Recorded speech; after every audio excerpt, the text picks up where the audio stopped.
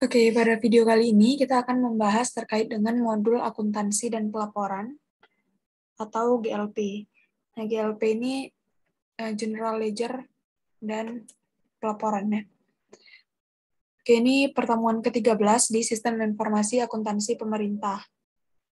Tapi pembahasannya hampir sama aja kayak di modul-modul lainnya juga. Jadi ada dasar hukum, kerangka teori, terus nanti di proses bisnisnya, gambaran umum, terus risiko dan pengendaliannya.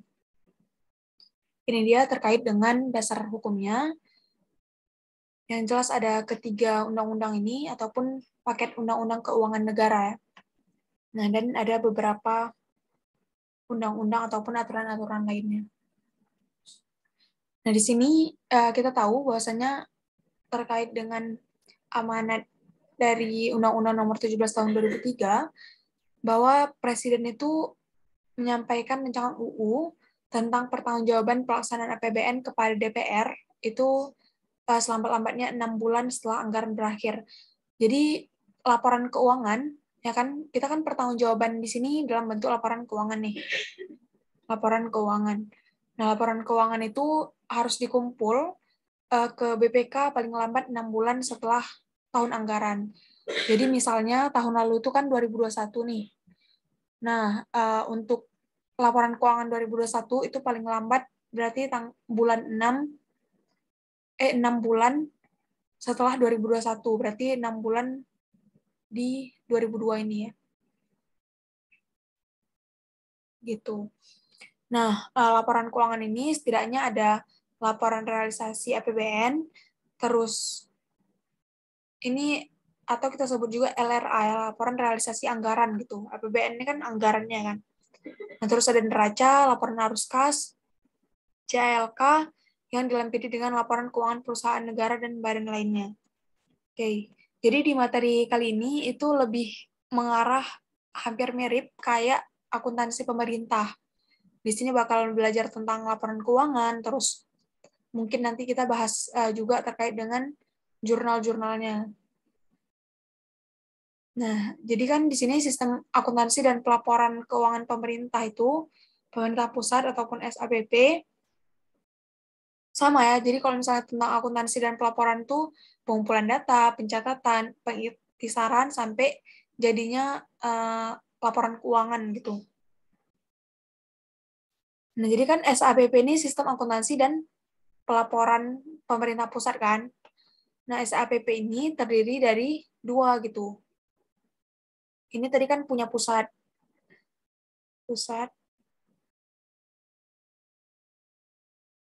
Jadi pusat ini terdiri dari SAI sama Sabun, S-Abun. Yang SAI ini punya KL, kementerian atau lembaga. Sedangkan Sabuni ataupun S-Abun itu punya Kementerian Keuangan selaku bendahara umum negara gitu kan. Jadi ini SAI sama Sabuni, S-Abun itu digabungin jadilah SAPP.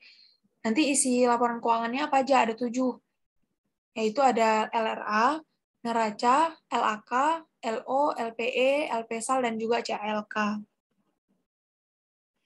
Kalau misalnya di kementerian atau lembaga aja, itu dia cuma ada 5. LRA, neraca, LO, LPE,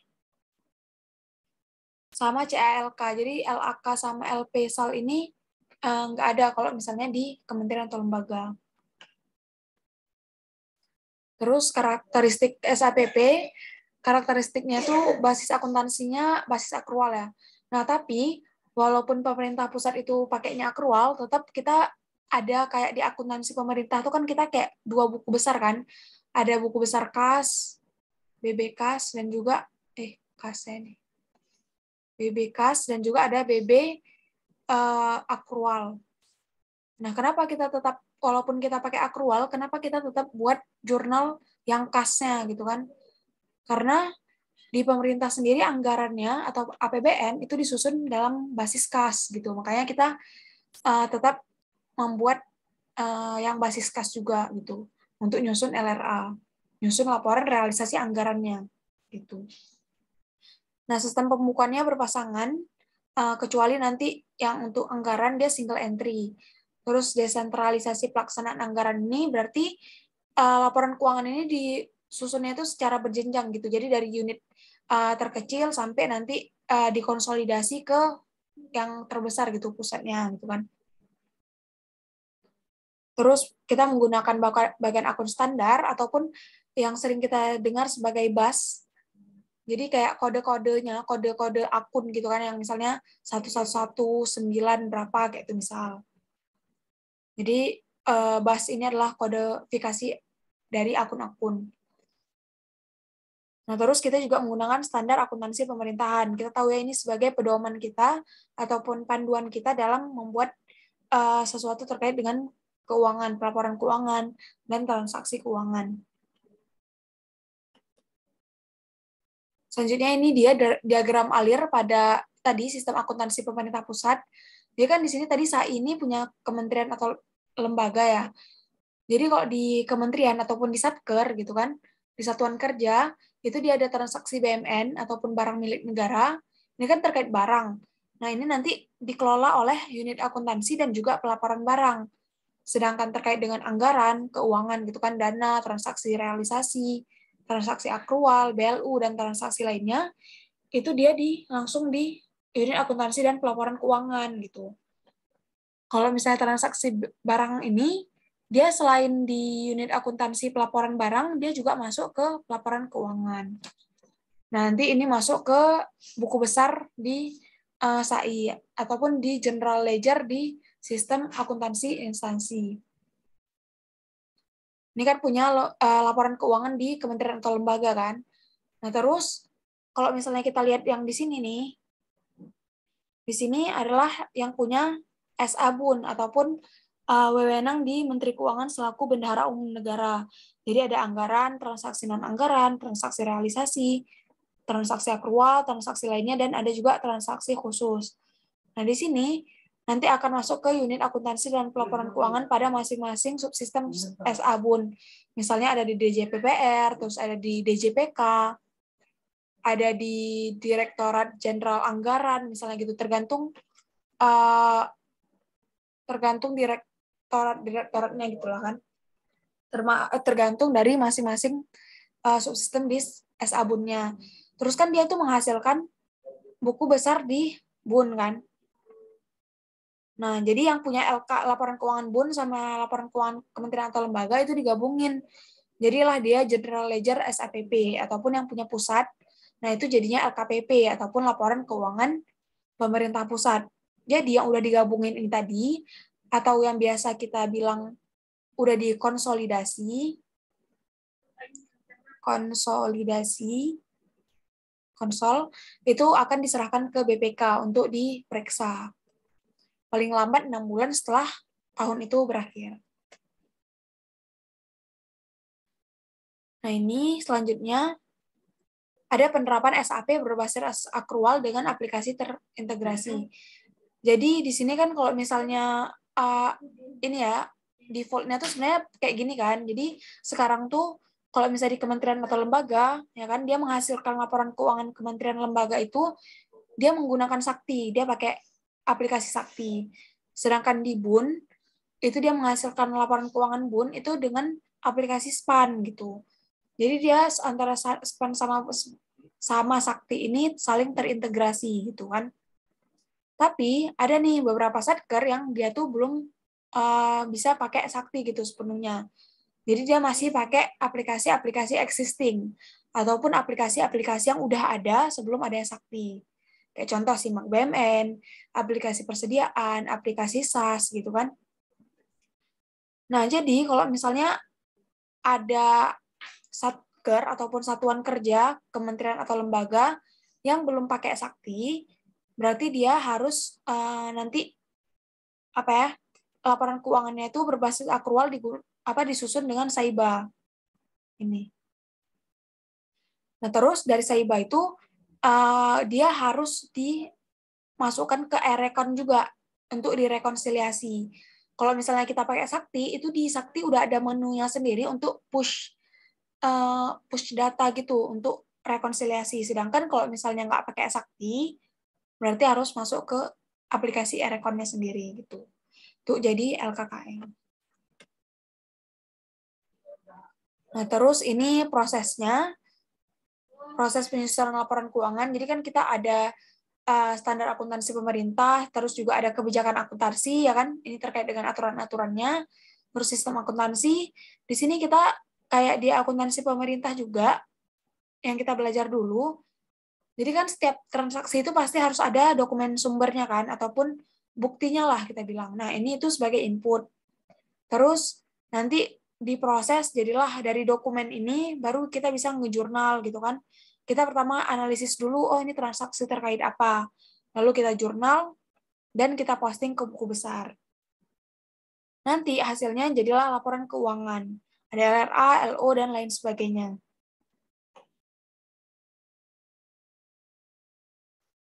Jadi untuk jurnal sendiri apa aja yang di jurnal? Ada jurnal saldo awal, transaksi anggaran, transaksi berjalan, akrual, dan transaksi lainnya. Nah, ini untuk penyusunan laporan keuangan di pusat. Sama ya, jadi harus ada bukti dulu ataupun dokumen sumber, terus jurnal, ada nanti yang masuk ke buku besar akrual dan juga buku besar kas. Kas ini untuk yang LRA tadi kan. Nah, terus kalau misalnya ada jurnal penyesuaian ada di ataupun koreksi dibuat dulu, terus nanti masuk ke neraca percobaan. Ya kan, neraca percobaan ini sering kita sebut juga apa ya dulu, neraca saldo ya. Nah, jadi ini tuh kayak neraca coba-coba dulu gitu kan, yang belum jadi, yang untuk bantu kita nyusun laporan keuangannya. Terus barulah jadi laporan keuangan. Laporan yang dihasilin apa? Ada 7 laporan keuangan. Nah, apa aja data dan dokumen sumber? Data dan dokumen sumber itu, jadi di sini ada saldo awal, migrasi dari aplikasi existing, terus ada dokumen anggaran, dokumen transaksi tahun berjalan, dokumen pengesahan, dokumen transaksi akrual, dan dokumen transaksi lainnya. Yang sekarang lagi kita bahas ini kan modul akuntansi dan pelaporan tadi ya, ataupun GLP. Nah, modul ini, kalau misalnya di yang Sakti, modul Sakti, dia itu memuat keseluruhan proses yang terkait dengan akuntansi dan pelaporan. Jadi kalau misalnya kementerian atau lembaga itu udah pakai Sakti, itu udah menghimpun apa ya, keseluruhan dari proses untuk membuat laporan keuangan lah. Jadi ruang lingkupnya apa aja? Ada, kita migrasi dulu data saldo awal. Ini udah pernah kita belajar di pertemuan-pertemuan sebelumnya. Jadi kita dari saldo awal tahun lalu itu kan jadi saldo awal di tahun sekarang gitu kan, adanya migrasi. Terus di tahun berjalan tuh dibuat jurnal transaksi. Terus kalau misalnya ada jurnal manual dan penyesuaian khusus, validasi dan posting jurnal, monitoring jurnal, tutup buku, terus juga di pencetakan laporan keuangan dan transaksi resiprokal. Outputnya ada laporan-laporan berikut ini. Selanjutnya, modul akuntansi dan pelaporan, itu ini kan jangan lupa ya, jadi modul yang kita belajar tuh ada banyak, ada modul persediaan, modul aset tetap, modul piutang, modul apa lagi ya, piutang misalnya gitu kan, persediaan, terus modul bendahara, modul pembayaran, kan banyak nih. Nah, jadi untuk di modul akuntansi dan pelaporan sendiri, modul GLP, itu penggunanya itu cuman operator aja. Jadi nggak ada validator, nggak ada approver, itu nggak ada. Nah, jadi adanya cuma operator, jadi ada operator satuan kerja dan juga operator konsolidator. Nah, kalau misalnya operator satker, dia gunanya untuk perekaman, perubahan, validasi dan posting, monitoring, tutup periode, dan juga penyajian ataupun pencetakan misalnya laporan keuangannya. Sedangkan untuk operator konsolidator itu dia yang ada konsolidator di tingkat kementerian atau lembaga, terus ada yang di tingkat eselon 1 dan juga ada di yang tingkat wilayah ya, misalnya di daerah kayak gitu. Apa aja nih fitur aplikasi yang ada di modul akuntansi dan pelaporan di Sakti. Jadi dia tuh berbasis akrual, terus pembentukan jurnalnya itu udah by system gitu. Jadi misalnya kita membeli suatu aset, nanti jurnalnya seperti apa kayak gitu kan. Terus nanti ada penelusuran transaksi ke histori datanya. Jadi di Sakti juga ada fitur untuk tutup buku. Kenapa harus ada tutup buku ini? Biar konsisten gitu datanya. Jadi kalau misalnya periode yang udah ditutup, ya udah nggak nanti ada tutup buku periode sementara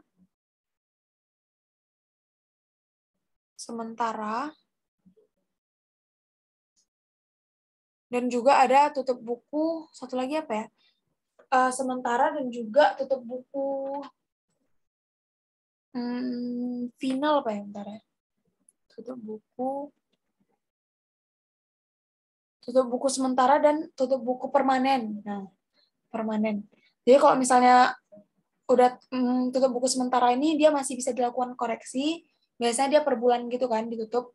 Tapi kalau misalnya udah permanen, itu berarti kalau misalnya ada apa-apa tuh perubahan-perubahan itu dilakukan di tahun setelahnya gitu. Yang waktu udah dibuka lagi gitu loh. Ini kan dibuat kan, pada periode yang ditutup hanya dapat dilakukan perubahan dengan koreksi ke periode yang sudah dibuka gitu. Nah, di sini juga di fiturnya itu ada konsolidasi laporan keuangan. Jadi kalau misalnya dulu tuh apa namanya tuh kita bilang lah dari daerah gitu kan, habis itu ke misalnya eselon 3. Eselon 3 terus ada eselon 1 enggak eselon 2 dulu ya, eselon 3, eselon 1.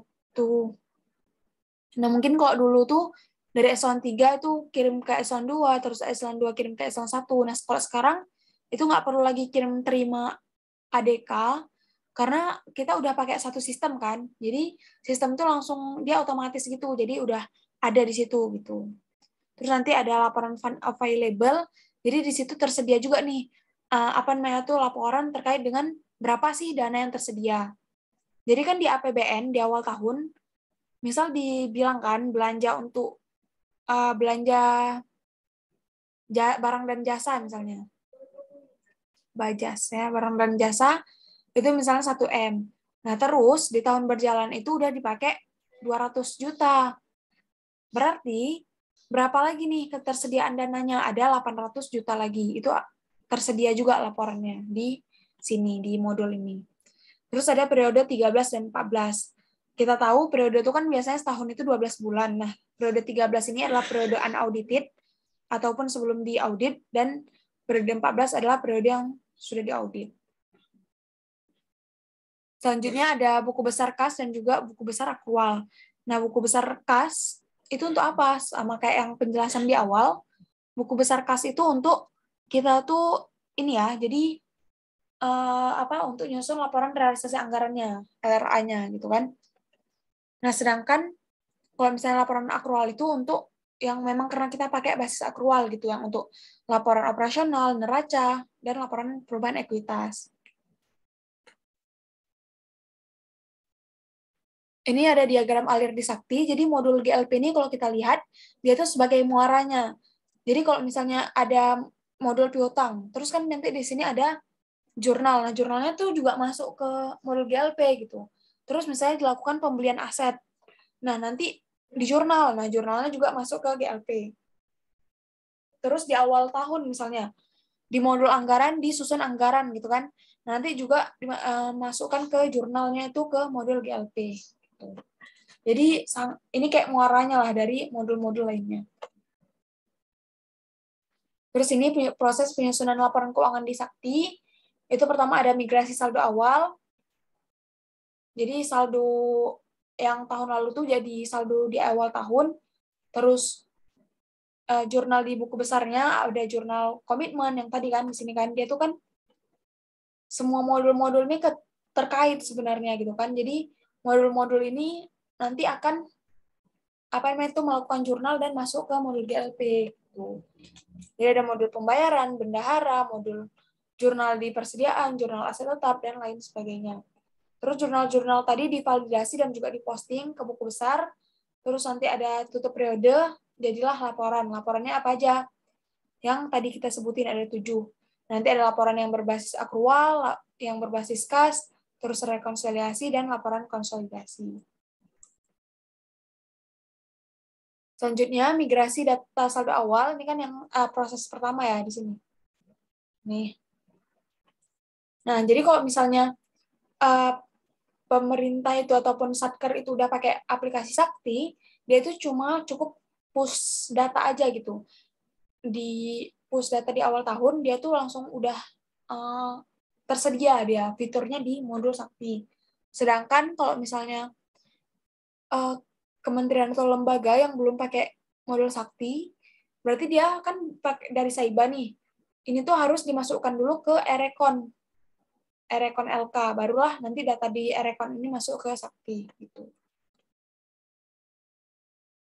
Kalau misalnya kebijakan akuntansinya, jadi kan aplikasi Sakti itu dia pakai 2 ledger ya, ataupun 2 buku besar. BB kan, buku besar. Ada yang akrual dan juga ada yang kas. Nah, tadi kalau misalnya akrual itu untuk nyusun neraca, LO dan LPE, sedangkan untuk yang cash basis ataupun buku besar kas, dia itu untuk di LRA-nya gitu. Kalau misalnya jurnal modul anggaran, nah di modul anggaran itu user levelnya itu siapa aja, penggunanya siapa. Nah di sini ada operator, validator, dan juga approver gitu. Yaitu nanti spot jurnalnya itu terkait dengan interkoneksi ke SPAN. Jadi kan misalnya tuh nanti ada perubahan data kan, anggaran, terus nanti ada divalidasi dulu, dan nanti ada lagi pembahasan terkait dengan misalnya DPR atau apa gitu kan. Jadi interkoneksinya ke SPAN dia. Nah, jadi data anggaran ataupun pagu atau estimasi pendapatan jurnalnya adalah single entry dan tidak perlu melalui proses posting. Ketika anggaran sudah dikonversi langsung masuk laporan. Jadi untuk jurnal di anggaran ini, dia itu konsepnya single entry ataupun dia cuma satu aja gitu, nggak ada 2. Biasanya kan misal kita catatnya beban pada kas gitu kan, misalnya kita beli sesuatu. Nah, sedangkan kalau di jurnal anggaran itu cuman yang itu loh, yang dia estimasi pendapatan, terus apropriasi belanja gitu kan. Itu cuman single entry aja. Selanjutnya jurnal modul bendahara. Kalau di modul bendahara itu dia ada user levelnya, itu ada operator yang bendahara pengeluaran dan juga ada operator di bendahara penerimaannya. Nah, untuk transaksi di bendahara, itu jurnalnya itu ada masuk ke buku besar akrual dan juga ada di buku besar kas, gitu. Nah, di sini, misalnya kita lihat contoh jurnalnya, sebenarnya jurnal di sini tuh nggak terlalu kita perdalam, karena ini sebenarnya masuk ke ranah akuntansi pemerintah. Cuman di sini tuh disinggung aja gitu, untuk lebih pemahaman aja. Nah, di sini misal catat uang masuk. Ada kas lainnya, misalnya kasnya itu dari utang gitu kan. Nah, terus jadi kita buat kas lainnya di bendahara pengeluaran pada utang kepada pihak ketiga lainnya gitu.